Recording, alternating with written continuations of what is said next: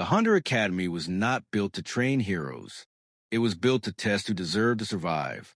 Every year, thousands of young people stood inside its massive stone hall, waiting for their class assignments.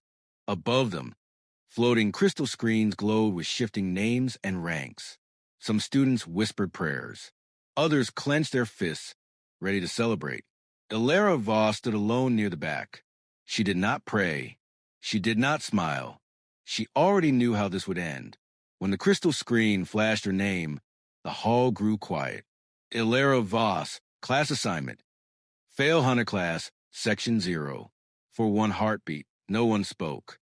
Then laughter broke out like fire. Some students turned to stare. Others shook their heads with pity.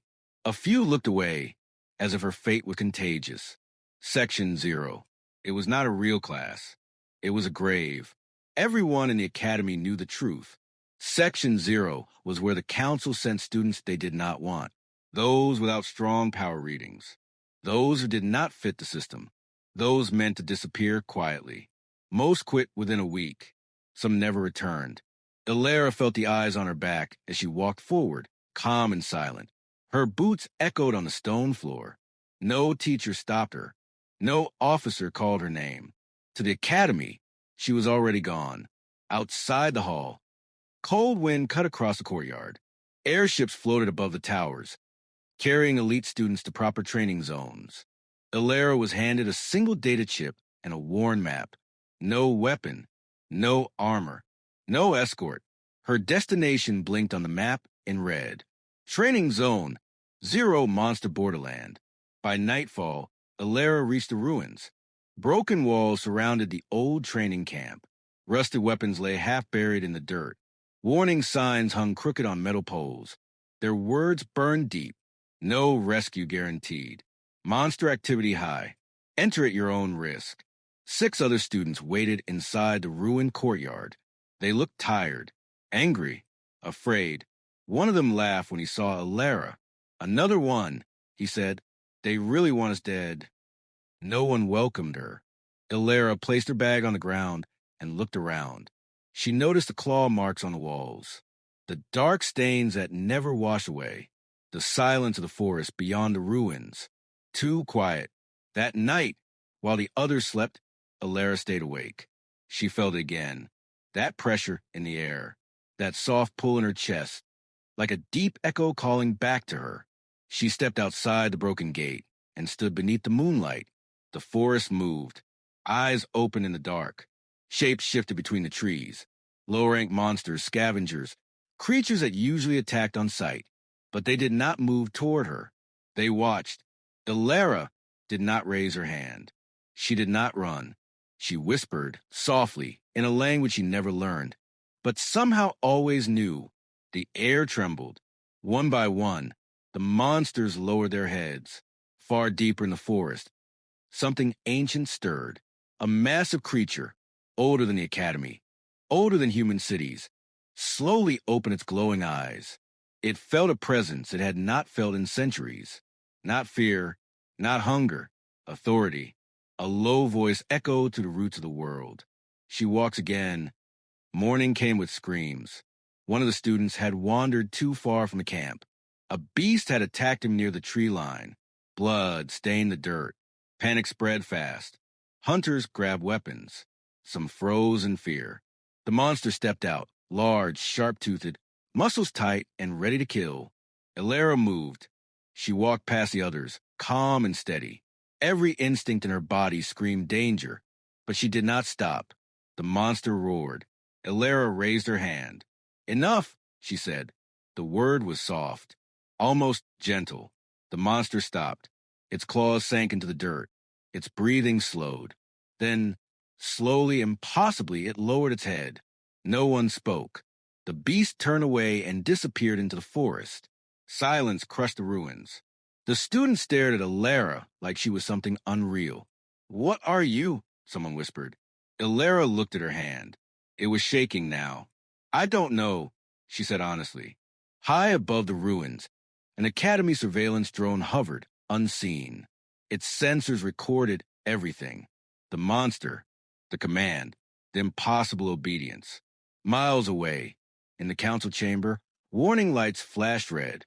A council member leaned forward, eyes wide. That student, she has no combat energy. How did she do that? Another voice answered, filled with fear. Because we made a mistake.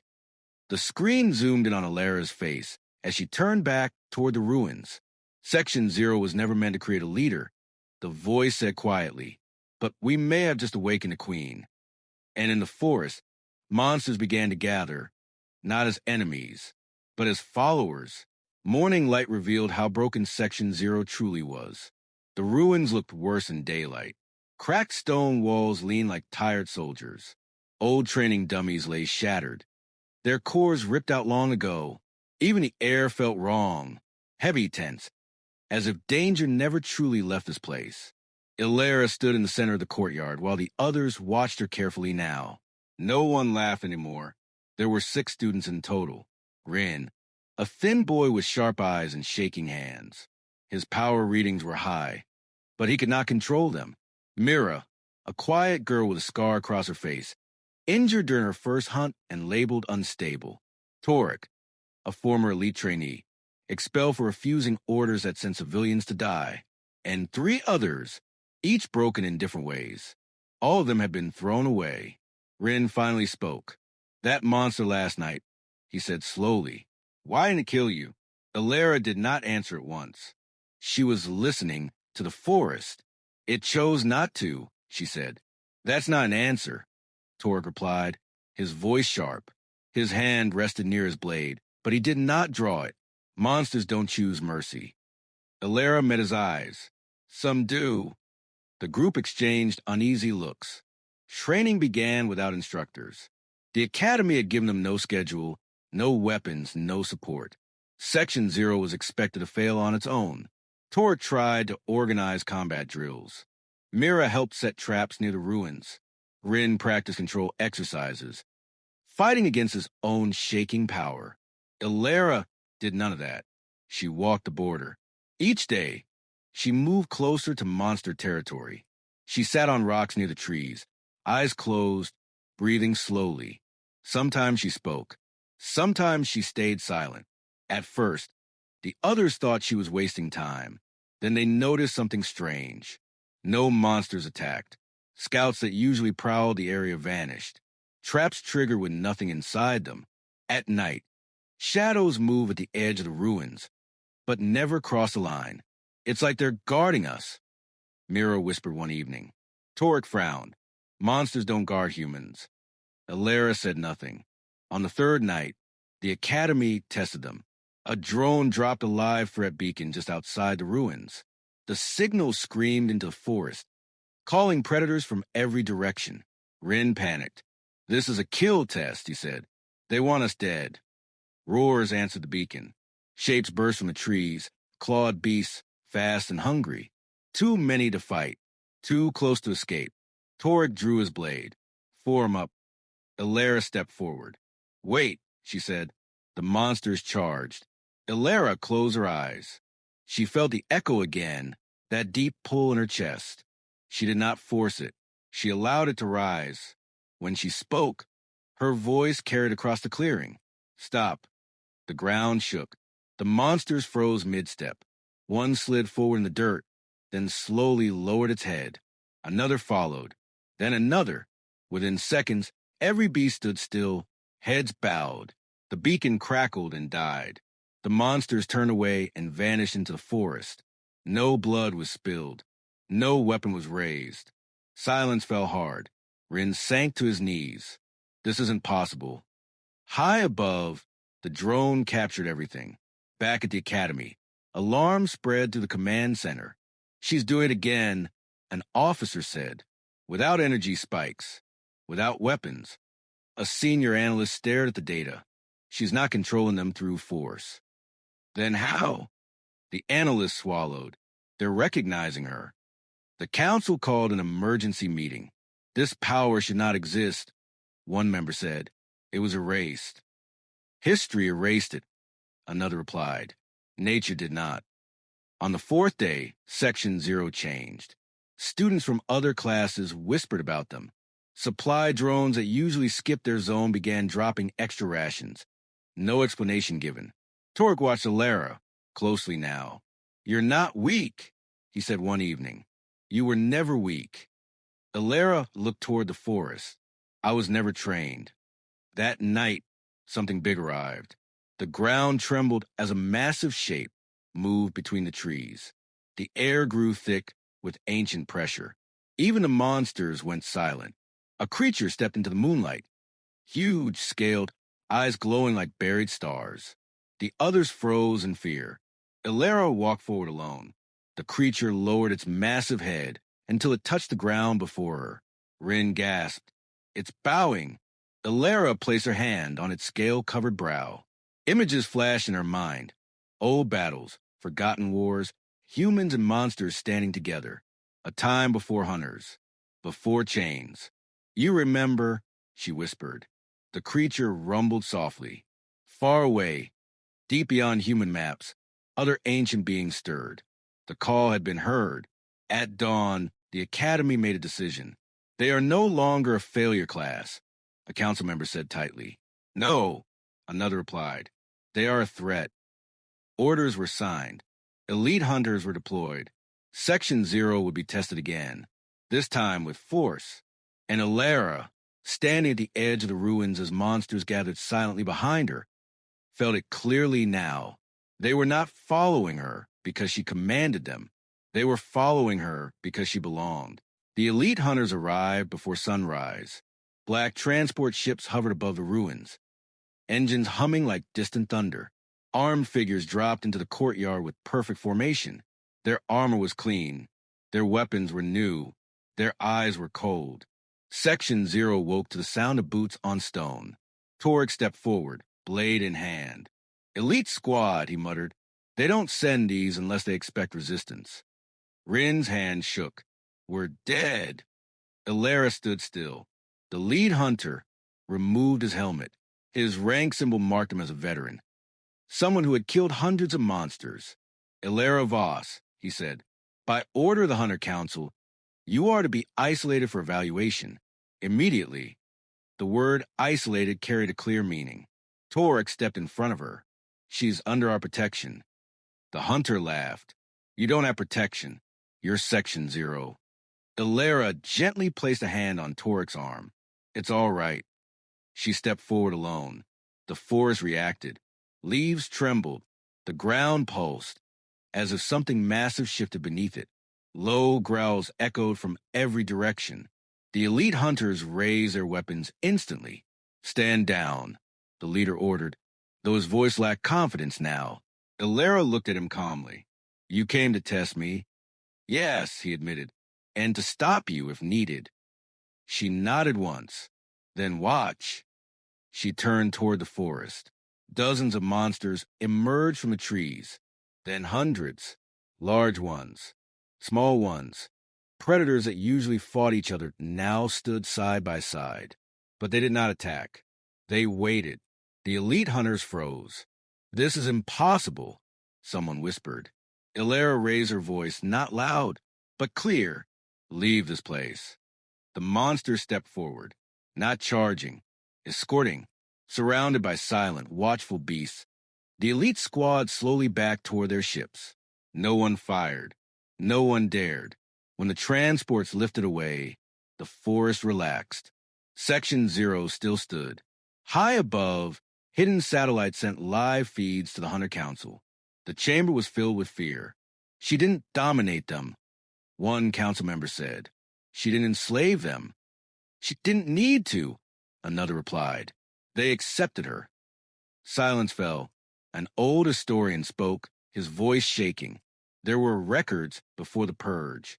Humans born with this resonance. They were not hunters. What were they? The council demanded. Sovereigns. The word fell heavy. They didn't command through power. The historian continued. They were recognized. Monsters followed them willingly, not as slaves, as soldiers, as allies.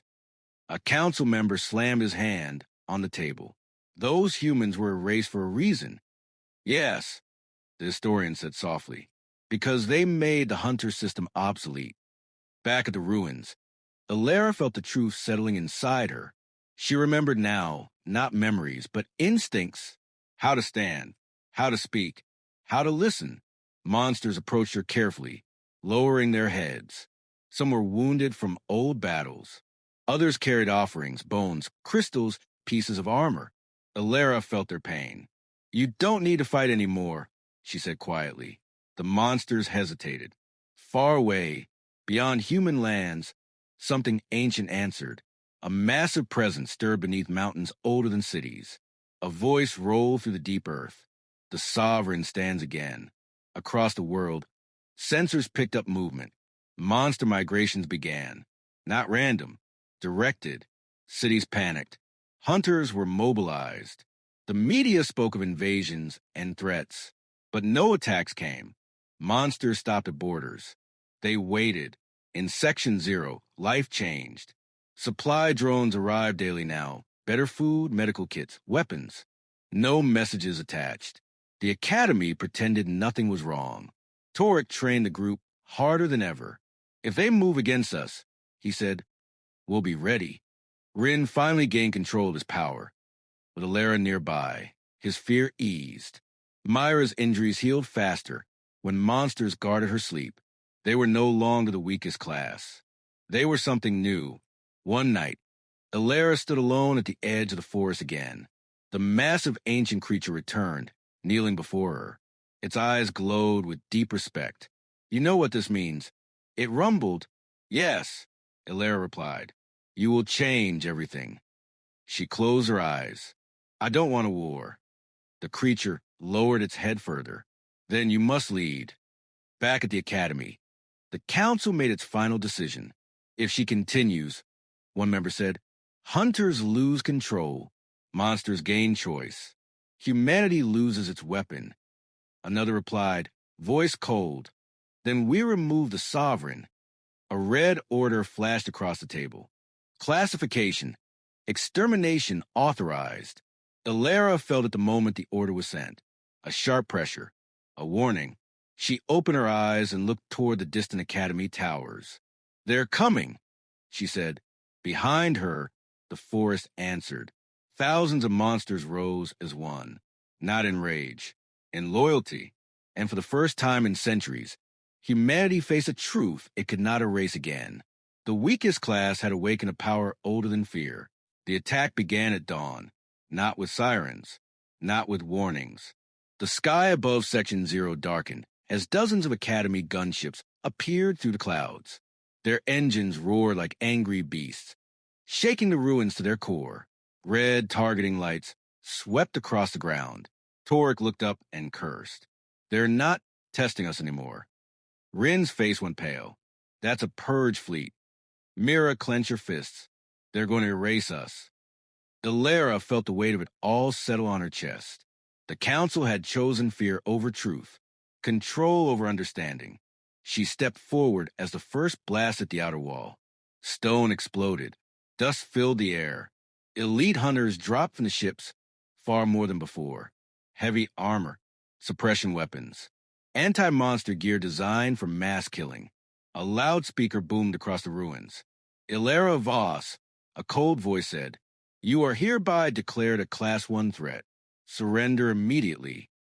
Torek moved to stand beside her. "We fight together." Alara shook her head. "No." She walked past him. The hunters raised their weapons. The forest answered. The ground trembled as monsters emerged. Hundreds, then thousands. They surrounded the ruins in a living wall of muscle, claw, and scale. The hunters hesitated. "Open fire," the command came. Weapons screamed. Energy bolts tore into the forest. Several monsters fell. The air filled with smoke and pain. Alara felt every death like a blade. Her calm shattered. She raised her hands, not in anger, but in command. "Enough," she said. The word carried power now. The monsters moved, not wildly, not blindly. They surged forward with perfect coordination. Some formed shields with their bodies. Others disarmed hunters with precise strikes. Weapons were crushed, armor torn open. The elite squad fought hard, but they were overwhelmed. Still, Ilara gave no order to kill. The monsters followed her will. Capture, disable, remove. Within minutes, the ruins were surrounded by fallen weapons and stunned hunters. The gunships above hesitated. Then the biggest one descended. Its hull was marked with the symbol of the Hunter Council itself. A single figure stepped out, Grand Marshal Kale, the strongest hunter alive. His presence alone pushed monsters back. His power flared like a burning star, raw and violent. So, Kale said, staring at Ilara, "You're the reason the world is breaking." Ilara met his gaze. "The world was broken long before me." He raised his weapon. "You control monsters. That makes you an enemy of humanity." "I don't control them," she replied. "They choose." Kale laughed. "Monsters don't choose. They obey power." He attacked. The force of his strike shattered the ground. Ilara was thrown back, barely catching herself. Monsters roared and charged, but Kale cut through them, unstoppable. Torek rushed in, blade flashing. Kale knocked him aside like a child. Rin screamed, power exploding out of him in panic. Kale deflected it without effort. Mira dragged the injured away. Ilara stood again. Blood ran from her forehead. She felt doubt for the first time. What if he's right? What if this only ends in war? The ancient creature's voice echoed in her mind. Lead. Ilara closed her eyes. She did not push. She did not command. She opened herself. Her presence spread across the battlefield. Like a calm tide, monsters slowed. Their fear faded. Their pain softened. Kale hesitated. "What are you doing?" he demanded. Ilara looked at him, not as an enemy, but as a human who had been taught only one way. "You were trained to fight monsters," she said. "I was born to end that war." The monsters knelt, every single one. The sight stole the breath from everyone watching, hunters, students, drones, council observers. Kale's weapon lowered slightly. "This is wrong," he whispered. "No," Ilara said gently. "This is what we erased." Kale staggered back, shaking. His power faltered. In that moment, the council acted. A hidden orbital weapon charged above the clouds. Target locked. Ilara felt it. Her eyes snapped upward. "No," she said. A beam of pure energy fired down. The ancient creature leapt in front of her. The blast struck its massive body, tearing through scale and bone. It roared, not in anger, but in pain, and collapsed. The forest screamed. Ilara ran to it, dropping to her knees. She placed her hands on its wounds, tears falling freely now. "I'm sorry," she whispered. The creature looked at her, eyes fading but peaceful. "You did not fail," it rumbled. "You arrived." Its body turned to stone. Something inside Ilara broke, and then rebuilt itself stronger. She stood. The air changed. Every monster rose, eyes glowing, not with rage, with purpose. Ilara turned toward the sky. "No more," she said. Across the world, monster armies stopped moving. They waited at the academy. The council watched in horror as every system failed. "She's not attacking," one whispered. "She's uniting them," another replied. Ilara looked back at Section 0. "We leave," she said calmly. "We build something new." The monsters parted. A path opened. Humanity had tried to erase her. Instead, it had crowned her, and the age of hunters was ending. The world did not sleep that night. Every screen, every channel, every hidden military feed showed the same image again and again. The ruins of Section 0, surrounded by monsters standing in perfect silence, and a young woman at their center, Ilara Voss. The Hunter Council tried to shut the broadcast down, but it was too late. The footage spread faster than fear ever had. Cities panicked. Some people called her a demon. Others called her a savior. Most did not know what to think. Section 0 moved before the world could decide. At Ilara's quiet signal, the monsters formed a living shield around the ruins. Not a wall of threat, but a protection. Within it, the students packed supplies, helped the injured hunters to their feet, and prepared to leave. Torek looked at Ilara as she stood beside the stone body of the ancient creature. "It saved you," he said softly. "It saved all of us," Ilara replied. Rin swallowed hard. What happens now? Alara did not answer right away. She looked across the land, beyond human borders, beyond maps drawn by fear. She felt the pull of many minds. Old monsters, young ones, wounded ones. All waiting, all listening. We build a place where no one is thrown away, she finally said. The journey began at dawn. The monsters moved first, clearing paths, carrying supplies, guarding the humans without being asked. The students of Section 0 walked among them. Not prisoners, not masters, but partners. News drones followed from a distance. People watched in disbelief as monsters helped children out of broken cities, lifted collapsed structures, and stood guard against rogue beasts that refused peace. The world changed in days. At the academy, the council fractured. Some members demanded total war. Others argued that any attack would unite the monsters completely under Alara's banner. She hasn't attacked a single city, one officer reported. She's stabilizing them.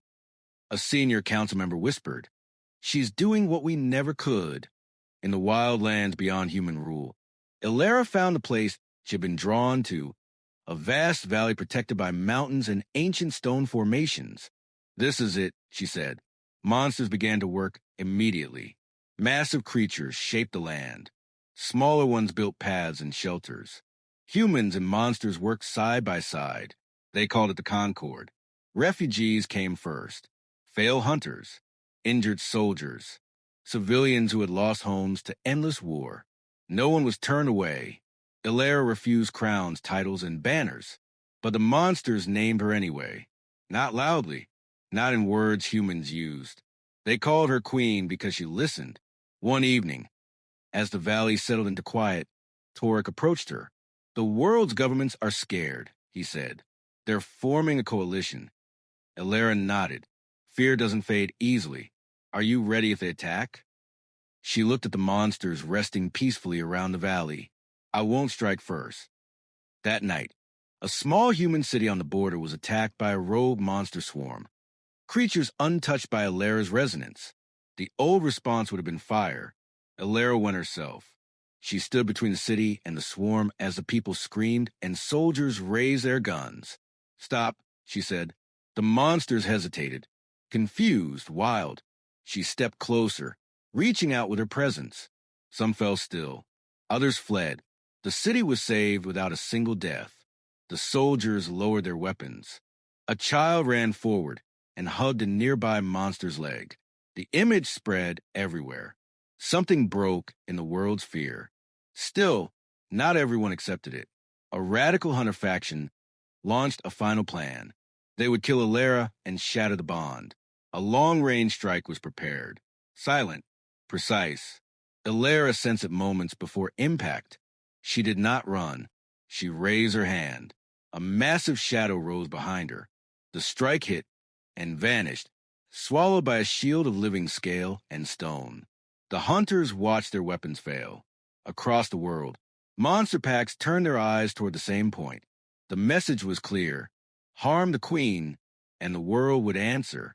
At the academy, the remaining council members resigned. The hunter system collapsed under its own fear. Alara stood before the people of the Concord, humans and monsters together. This isn't my kingdom, she said. It's our future. No cheers followed, only quiet understanding. The queen did not rule with fear. She ruled with trust. And for the first time in human history, monsters followed not because they were forced, but because they chose to.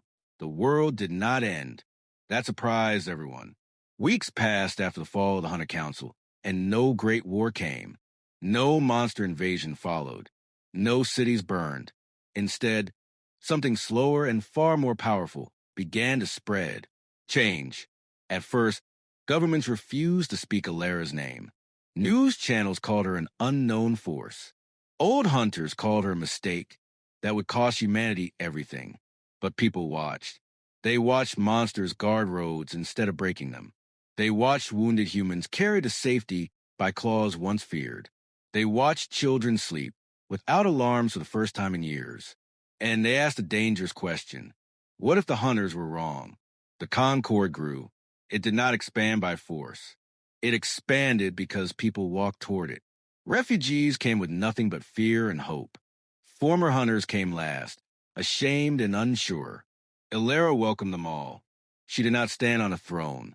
She worked. She helped rebuild homes. She listened to anger. She stood between humans and monsters when old wounds surfaced. Trust did not come easy. One night, a former hunter raised his weapon during a patrol. A monster reacted, instinct sharp and fast. No one died, but the fear returned in a wave. Ilara arrived moments later. She did not punish either side. She made them sit together. You were taught to fear each other, she said simply. That lesson ends now. Slowly, painfully it did. Across the world, smaller accords formed. Cities opened limited monster zones. Trade routes appeared where none had existed. Old battlefields became shared lands. Not everyone agreed. A final human coalition gathered its fleets and weapons.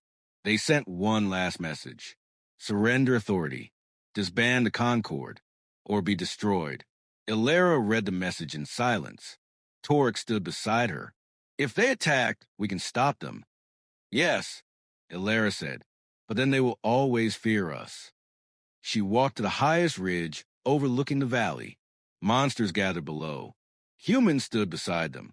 Ilara spoke, not through screens, not through force, but openly. We do not seek to rule, she said. We seek to end a war that never needed to exist.